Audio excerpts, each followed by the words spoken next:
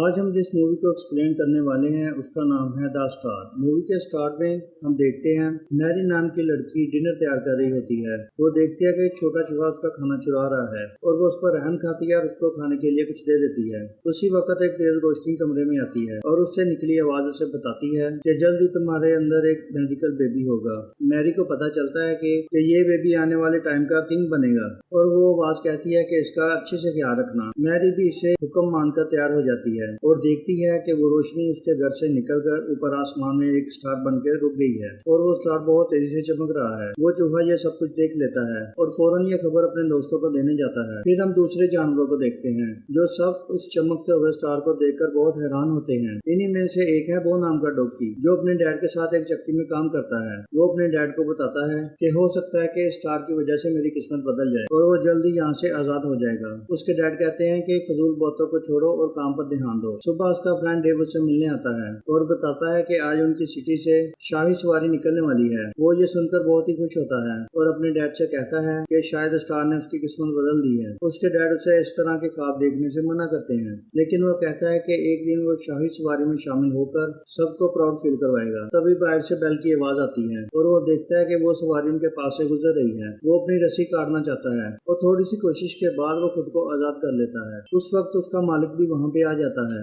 और शेड की हालत देखकर वो को एक चैन से बांध देता है। वो सवारी को जाते हुए देखता है और गुस्से में कहता है कि ये बेड़ियां से ज्यादा देर जकड़ नहीं सकती। अब हम 6 महीने बाद का सीन देखते हैं। वो अभी भी वहीं पे होता है। अब उसके डैड को उसके ऊपर तरस आ जाता है और वो जख्मी होने की एक्टिंग करता है और उसे चैन से आजाद करवा देते हैं। मालिक के आने के बाद वो उसे भागने को बोलता है और कहता है कि यही वो वक्त है जब अपने ख्वाब को तुम पूरा कर सकते हो। वो मालिक से बचते हुए भागने लगता है और इसी चक्कर में वो अपनी टांग पे चोट लगवा लेता है। वो बड़ी मुश्किल से आगे चल रहा होता है। अब उसे एक सामने घर नजर आता है। अब पता चलता है कि ये उसी लड़की मैरी का घर है जिसे हमने मूवी के स्टार्ट में देखा है। वो अपने शौहर जोसेफ के साथ रहती है और काफी दिनों से उस लाइट के बारे में बताने की कोशिश कर रही है। उस वक्त उसे यहाँ पर छुपा हुआ वो दिखाई देता है और वो देखती है उसके पाँव में चोट लगी है। वो अपने कपड़े से उसकी बैंडेज कर देती है और उसका इस तरह का सलूक देखकर वो उसे पसंद करने लगता है। अब जोसेफ भी वहाँ पर आ जाता है। वो बो को यहाँ से भगाने की कोशिश करता है, लेकिन मैरी कहती है कि उसे हमें यहीं पर रखना चाहिए। मैरी मौके की तलाश में थी। अब वो जोसेफ को अपनी सारी हकीकत बता देती है। वो थोड़ा डरने के बाद वो भी इसका साथ देने को तैयार हो जाता है। दूसरी तरफ वो वहाँ से भागने की कोशिश कर रहा होता है। अब यहाँ पर डेव आ जाता है और उसे समझाता है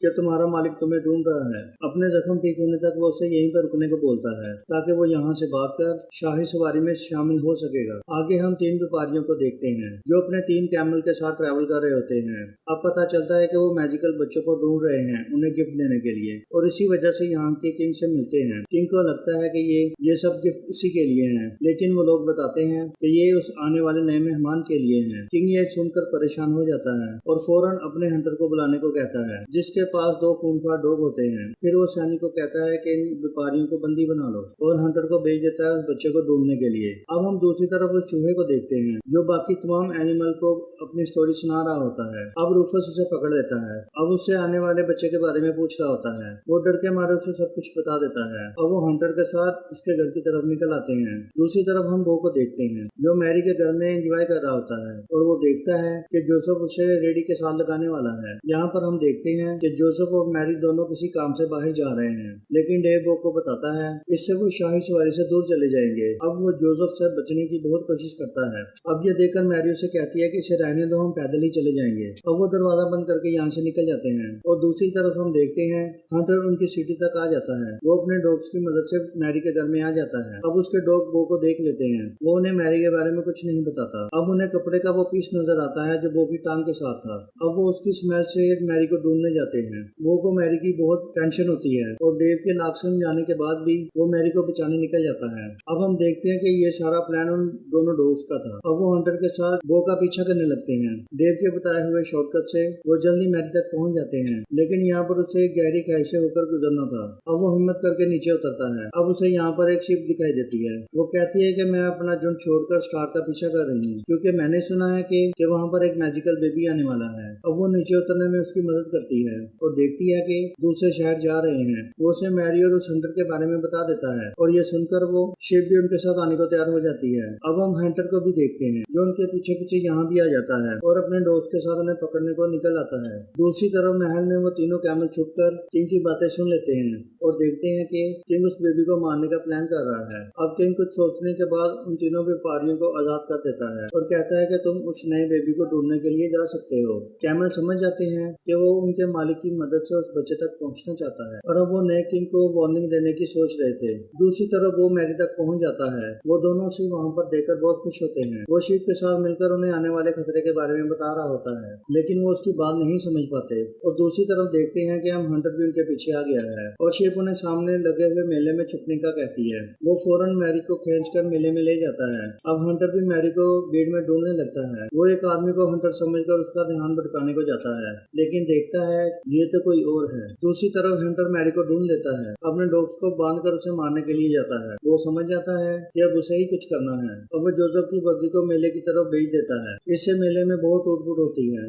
इसी चक्कर में हंटर एक कुएं में गिर जाता है। वो फिर से मैरी को खींचने लगता है और वो देखती है कि ये सब कुछ वो ने किया है। हंटर के डॉग बंधे हुए थे, इस वजह से उसे नहीं रोक पाते। वो सब मेले से निकल जाते हैं। जोसेफ मेले में हुए नुकसान से बहुत नाराज होता है और कहता है कि अब इस डोंकी को अपने साथ रखना नुकसानदेह है। मैरी उसे आराम से रहने को कहती है, लेकिन जोसेफ वो की और जिम्मेदारी लेने से मना करता है। वो भी उदास होकर डेव के साथ वहाँ से जाने लगता है और शीप के समझाने का भी उसके ऊपर कोई असर नहीं होता। अब हम दूसरी तरफ हंटर को देखते हैं जो कि कुएं से बाहर आ गया है और अपने डॉग्स के साथ एक बार फिर मैरी के पीछे जाने लगता है। अब हम मैरी को देखते हैं जो वो के जाने से बहुत ज्यादा परेशान थी, लेकिन वो डेव के साथ शाही सवारी की तरफ जा रहा था। जल्द ही उन्हें वो सवारी मिल जाती है। भागते हुए वो देखता है कि मैरी की बंधी हुई बैंडेज खुल गई है। अब उसे लगता है कि मैरी को उसे अकेले नहीं छोड़ना चाहिए था। अब वो डेव को अकेले ही आगे जाने को कहता है। डेव भी उसका साथ छोड़ने से मना कर देता है और कहता है कि मैं ये ख्वाब अकेला पूरा नहीं कर सकता। अब दोनों मैरी को ढूंढने निकल जाते हैं। अब हम देखते हैं जोसेफ की बग्गी टूट जाती है और वो मैरी पर नाराज हो जाता है। मैरी उदास होकर वहाँ से चली जाती है और ये देखकर जोसेफ को बहुत बुरा लगता है और अब वो देखता है कि वो वापस आ गया है और उसे मैरी के पास जाने को कह रहा था। वो मैरी से माफी मांगता है और कहता है कि हम मिलकर इन प्रॉब्लम का सामना करेंगे। अब वो मैरी को अपने ऊपर बिठाकर आगे चलने लगते हैं। अब हम देखते हैं कि हंटर और व्यापारी दोनों उसी तरफ जा रहे होते हैं। जल्द ही ये लोग एक दूसरी सिटी की तरफ पहुंच जाते हैं। जोसेफ एक होटल की तलाश में होता है। अब वो को अपना पुराना मालिक नजर आता है।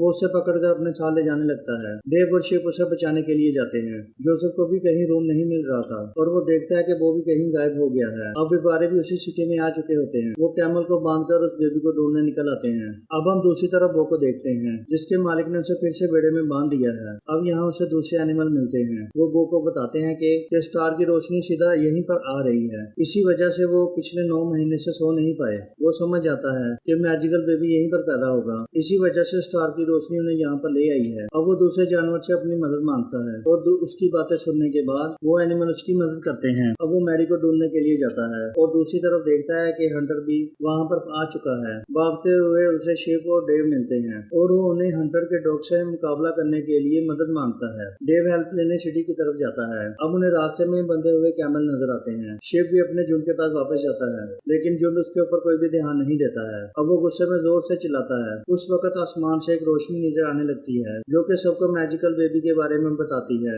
और सारा झुंड उसकी मदद करने को तैयार हो जाता है। अब हम जोसेफ को देखते हैं जो भी एक होटल ढूंढ रहा था और मैरी की तबीयत खराब हो रही थी। वो उसे एक जगह पर आराम करने को कहता है। अब उन्हें ढूंढता हुआ वो वहाँ पर आ जाता है। अब हंटर मैरी की तरफ बढ़ रहा होता है। वो भागकर उन दोनों के पास आ जाता है और उन्हें अपने साथ चलने को कहता है। हंटर भी उन्हें देखकर उनका पीछा करता है। वो उन्हें बचाकर बेड़े में ले आता है। वहाँ वो देखते हैं कि एनिमल सारी जगह को साफ कर चुके थे। जोसेफ मैरी को मैंगर के पास बिठा देता है। वो एनिमल को थैंक बोलकर बाहर आ जाता है। अब देखता है कि हंटर के डॉग उसी की तरफ आ रहे हैं। अब वो उनसे लड़ना शुरू कर देता है। अब हंटर भी वहाँ पर आ चुका होता है। अब वो हंटर को रोकने की कोशिश करता है, लेकिन वो कामयाब नहीं होता और उसके डॉग उसे पकड़ लेते हैं। हंटर बेड़े की ओर बढ़ता है। इससे पहले कि वो अंदर जाए, शिप अपने झुंड के साथ आकर उसके ऊपर हमला कर देता है। अब डेव भी वहाँ पर आ चुका था और उसके साथ आए हुए कैमल हंटर और उसके डॉग को पकड़कर नीचे खाई में गिरा देते हैं। वो को ऐसा देखकर उनके ऊपर तरस आ जाता है। वो उन्हें बचाने की कोशिश करता है। अब उन्हें दूसरी तरफ बेबी की आवाज सुनाई देती है। यह सुनने के बाद हंटर ऊपर चढ़ने की कोशिश करता है, लेकिन वो नाकाम रहता है। वजन कम करने के लिए वो अपने दोस्त को नीचे छोड़ देता है। अब वो उन्हें बचाने के लिए नीचे छलांग लगा देता है। हंटर ऊपर आने के लिए अपनी तलवार का यूज करता है, लेकिन इससे सारे पत्थर टूट जाते हैं और वो नीचे गिरकर मर जाता है। वो पूरी कोशिश करने के बाद उन डॉग को गिरने से बचा लेता है और अपने दोस्तों की मदद से वापस ऊपर ले आता है। अब उनकी चैन खोल दी जाती है। अब उन डॉग्स को अपनी गलती का एहसास हो चुका था। अब सब सब लोग बेड़े में वापस आ चुके थे। अब सब एनिमल उस बेबी को देखकर बहुत खुश होते हैं। अब दोनों डॉग्स भी वहाँ पर आ चुके थे और उन्हें उदास देखकर वो उन्हें इस बेबी से मिलवा देता है। अब वो व्यापारी भी यहाँ पर आ चुके थे। अब वो बेबीज को अपने गिफ्ट देने आए थे। सब लोग सर झुकाकर उस होने वाले किंग को रिस्पेक्ट देते हैं। अब वो वहाँ से वापस जाने लगता है। अब मैरी उसे रोककर अपने साथ रहने को कहती है और इसी के साथ ही मूवी की हैप्पी एंडिंग हो जाती है। अब अगर आपने हमारे चैनल को सब्सक्राइब नहीं किया तो सब्सक्राइब करें ताकि नई आने वाली वीडियो का नोटिफिकेशन आपको बआसानी मिल सके।